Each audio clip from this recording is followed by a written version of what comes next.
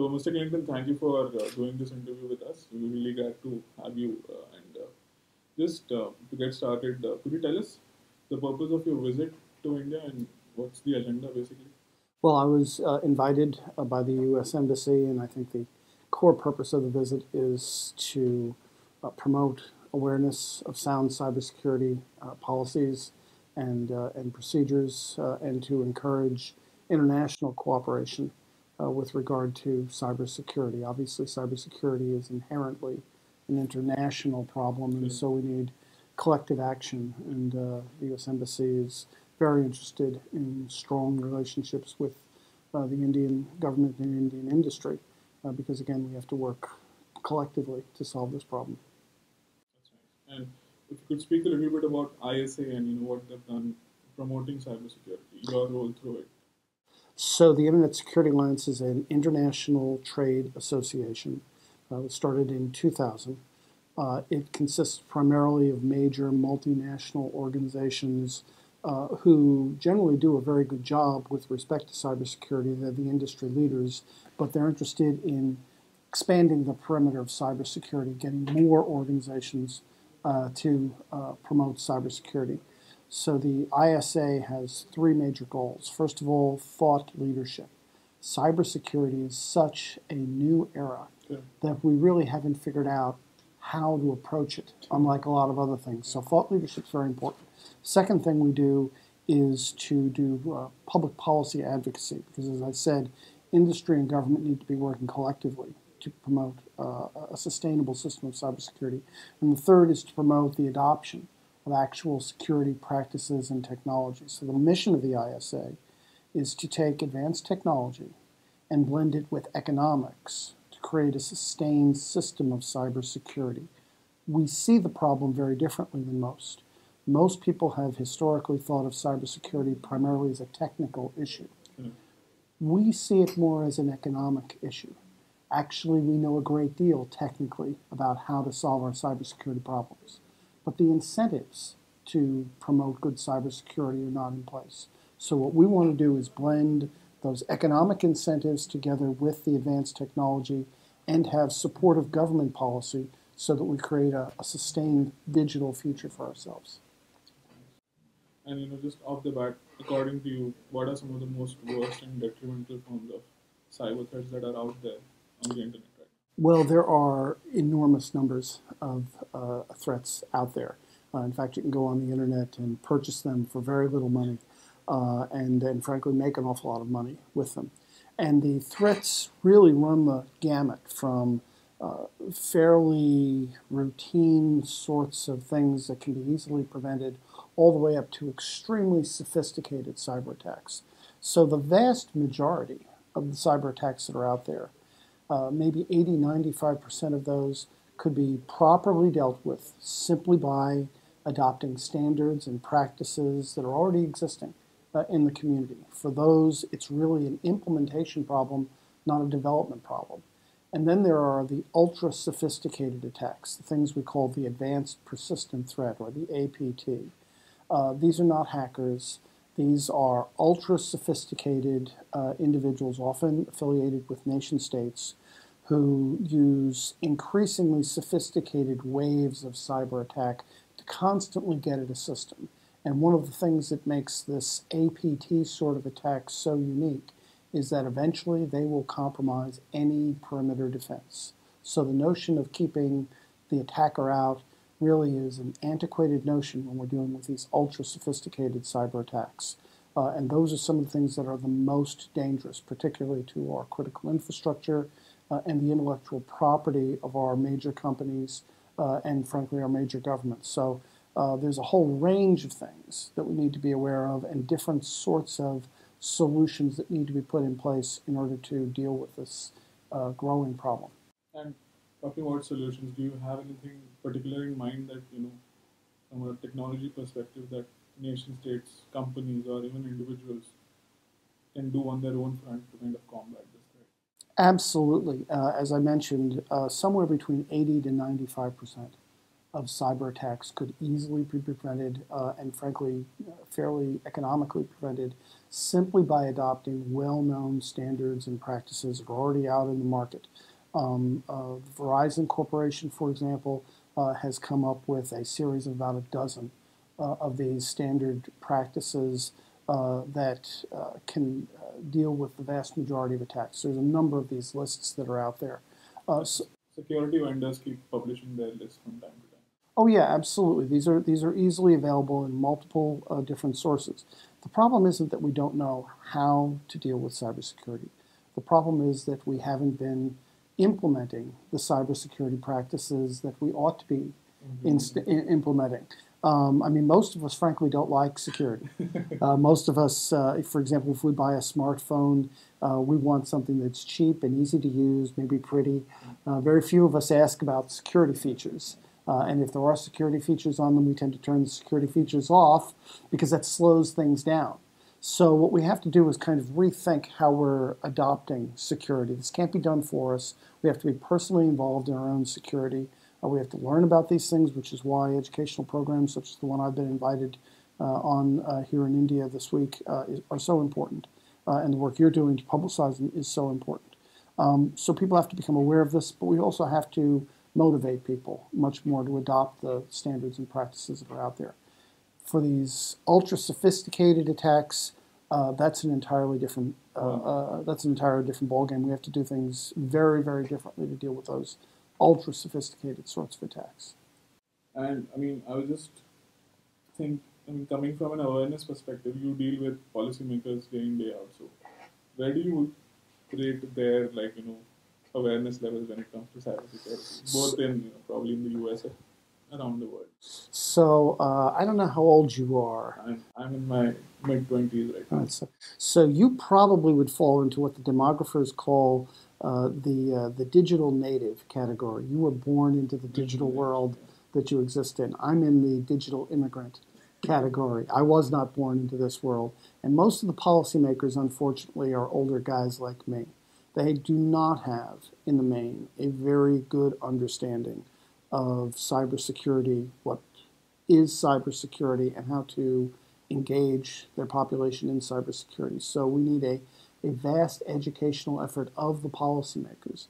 There was a study that was published here in India about Indian cybersecurity last year that said that the policy with respect to Indian cybersecurity, as it is in most of the world, is really chaotic at this stage. We really haven't come up with a coherent approach to this problem. So we're going to have to rethink the problem. And we have to start by understanding that we're essentially dealing with the invention of gunpowder here, something that has fundamentally altered the nature of what we're doing. Digitalization changes everything, changes the way our minds operate, changes our notion of what privacy is, changes our notions of national defense, changes our notions of the economy. And until the policymakers rethink the problem and understand it in a much more broad-based and sophisticated manner, the public policies that we're going to be enacting are probably going to be overly simplistic and ineffective. And so that's got to change. Okay. Do you by any chance know the Indian cyber policy that well? If I had to ask you, apart from America, which other countries implement cybersecurity well? Well, India is certainly one of the countries that has been most progressive with respect to cyber policy, particularly on the industrial side. So, for example, you've got organizations like NASCOM who have done a terrific job with education with respect to cybersecurity. There's probably less intellectual property theft in India than there is, for example, in the United States, etc. So India has done a pretty good job. That being said, the amount of cyber crime in India doubled between 2010 and 2011, which is the last number we have statistics for. India is among the top in the Asian Rim countries in terms of web-based attacks, etc. So there's a growing problem here in India. And the cyber policy is just beginning to be evolved here. And right now in India, I think we're seeing a tension between kind of the old way of thinking, which is to adopt a kind of traditional government-centric regulatory policy, which isn't going to work in cyberspace because things change much too quickly, and having on the other hand a more self-regulatory organization approach. We would probably tend more towards the SRO approach. However, at least what the Internet Security Alliance thinks is that we need a combination of those two approaches. Government does have a role in cybersecurity, but it's not the traditional role. And industry does have a role, but the notion that there should be no government involvement in industry is probably ill-conceived. So what we think is that industry's role ought to be to continually innovate standards and practices and technologies. They can do that much better than government can.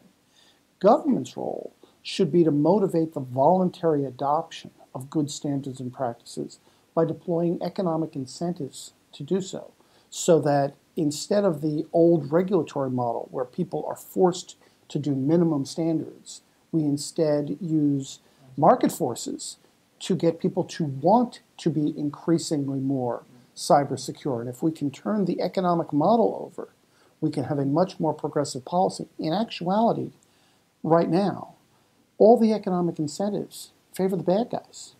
Attacks are cheap, easy, and profitable. Defense is a generation behind the attacker.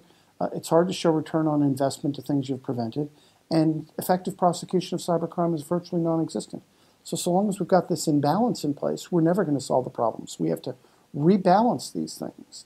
And many of the new technologies and business processes, like cloud computing and bring your device to work, etc., these are economically efficient, and so companies almost have to adopt them, but they lower security. So again, we have to rebalance these things economically. So we think that that different approach is what India needs to take, and frankly, the rest of the world needs to take. We need to understand that this is a new world. The digital world has changed, and so we have to think of this as a very different problem with very different sorts of solutions. From an economic perspective, what do you think is the fallout of NSA's the PRISM program? Do you see international businesses kind of making an exodus out of American companies? From a perspective of keeping data on US servers is no longer a viable option. What do you think about that? Well, there clearly has been an effect. I mean, and it has been documented with some recent statistics that came out as recently as this week that in some parts of the world, China, for example, and Asia, there has been a tremendous, or I wouldn't say tremendous, but a statistically significant impact on American technology companies coming out of the disclosures that Snowden generated. I think that that's probably unwarranted. A lot of the technology companies that are being hurt by this are victims of the Snowden disclosures. But the fact of the matter is that we are seeing that. I think that that's going to be a fairly short-term blip. However, I think that as we move forward, what people are going to want to buy are technologies that are efficient, that are effective, and are innovative. And I think the more of those that come on board, the Snowden disclosures will eventually have less effect with respect to technology and technology companies. Now, with respect to government policy with regard to protecting individual privacy, that's a separate matter, and I think that there may be more staying power to the disclosures on that end. But in terms of the effect on companies, it does exist, but I think it'll probably be ameliorated fairly soon. One of the fallouts we see from these Snowden disclosures is the Blixen internet coming up. So, what are your thoughts on that? And do you see an eventual, fracturing of the internet as a global communication medium, where people or nations start having walled gardens, like and sub-internets within the internet? I don't think that that's a long-term solution. The fact of the matter is that we live in a global economy.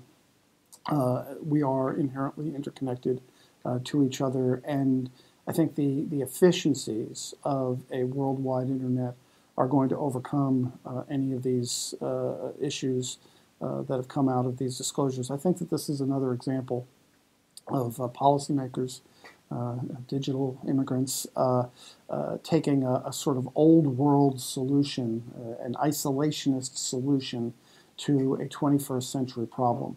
I don't think it's going to work. I think they're going to discover that it's not going to work.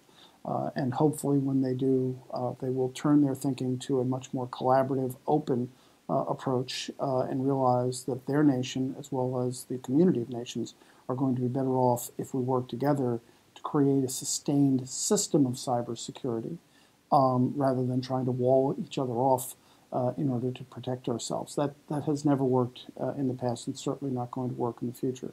And efforts in that direction, in my opinion, are counterproductive. You touched upon the Internet of Things very briefly. I want you to elaborate on it. The Internet of Things is now a reality. You see a tsunami of products which weren't smart, becoming smart and hooking up to the Internet. From a cyber security perspective, how do you see this, changing the threat landscape which exists right now? Well, I think, as you say, that this is a reality, that we are living in this digital world. The digital world is all-encompassing, and particularly younger people are growing up with an understanding and appreciation of this that is going to carry through moving forward. We were discussing in the car on the way over the fact that there are certain organizations that have very restrictive policies with regards to the use of smartphones, etc. And lots of young people simply aren't going to go to work, for firms, with those sorts of policies. You're going to need to embrace the Internet of Things, and I think that this is a solvable problem. People look at the cybersecurity problem and they say, well, that's really hard to solve, and it is. But actually, creating the Internet was probably harder, and we did that. There's lots of things that are harder that we have done. As I said, we haven't really thought about this enough. There aren't schools of Internet philosophy. There aren't schools of thought leadership with respect to cybersecurity. All we have pretty much are these technical orientations, and the technologists are way ahead of the public policy people and the philosophers with respect to this new technology. And eventually, I think we're going to catch up and merge these two things together. So I'm very optimistic about the future and what digitalization is going to create. I think we're going to see more openness. I think we're going to see more communication. I think we're going to see more economic development. I think we're going to see more freedom throughout the world because you're not going to be able to wall off the Internet. And so I think we're going to have to manage this security problem. I think we can do that. And I think with that will come a tremendous renaissance worldwide with respect to knowledge and development and economic security. Final question, actually. So between preserving the freedom of Internet and actually having legislation to control it, where do you, Larry Clinton, draw a line? What's the separator? Because oftentimes you see, one overlapping the other, and there's a gray line. I think that we can have security and protect individual privacy. I think that for example, a part of the problem, I think, is that we've had the wrong people managing security. We have, for example, military people in the intelligence community who have legitimate goals, and we need working in it, but they shouldn't be managing the economic and social aspects of the Internet. So I think that government does have a role.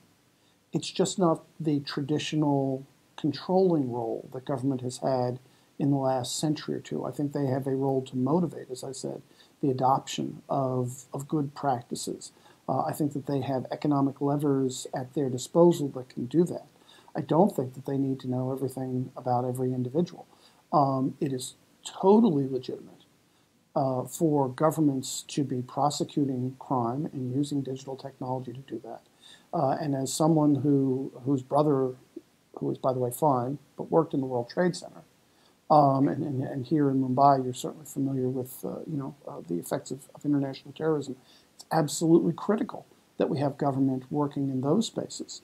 But that doesn't mean that government needs to be monitoring their own citizens, all of them, on a daily basis. In order to secure most networks, we don't, for example, need to know who's attacking them.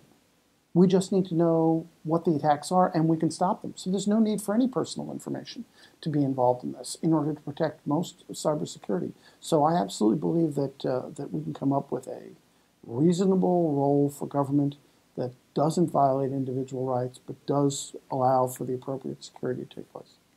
And like you said, as time goes on, do you think the problem of managing and tackling cybersecurity will become more and more easier as policymakers, younger policymakers join government? We see like the arena changing from that perspective. I think we will continually make progress. As I said, currently all the incentives favor the bad guys, and so we're going to have to rebalance those incentives. But I think certainly in the United States, we have seen a fundamental shift in the policy with respect to cybersecurity in just the last year in a much more progressive direction. I'm seeing similar sorts of signs, at least among industry, if not government, in Europe and even here in India. So I think we are going to be making progress. I don't think we're ever going to solve the problem any more than we solved the problem of murder or theft or lots of other things. But I think that we will be in a position where we'll be able to do much better as we move forward. Great. Thanks for your time, Mr. Clinton. It was a pleasure talking to you. It was my pleasure. Thank you.